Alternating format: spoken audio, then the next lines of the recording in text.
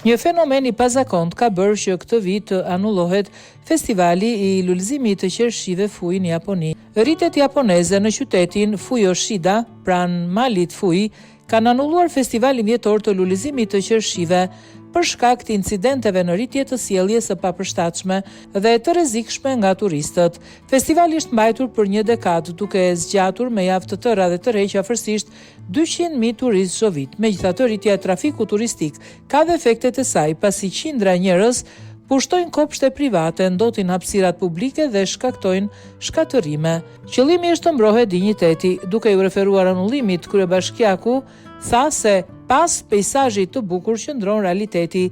Jeta paqësore e qytetarëve është e kërcënuar, duke shtuar se jemi thellësisht të zhytur në krizë. Ai shpjegoi se vendimi u mor për të mbrojtur dinjitetin dhe mjedisin në të cilin jetojnë qytetarët tanë. Sipas autoriteteve lokale, qyteti i vendosur në perëndim të Tokios ka parë incidente të përsëritura të sjelljes së palishme nga turistët, përveç pushtimit të shtëpive private pa leje për të përdorur tualetin. Zyrtarët kanë raportuar raste të hedhjes së mbeturinave dhe jashtëqitjes në kopshte private.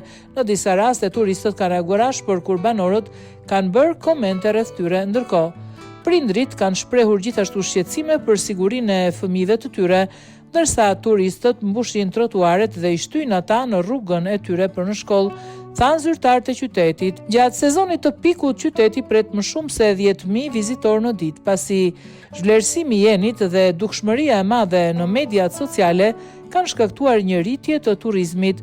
Pavarësisht anullimit të festivalit, vendi i festivalit parku pritet të tërheqë ende turma të mëdha në prill për pamjet panoramike të malit Fui.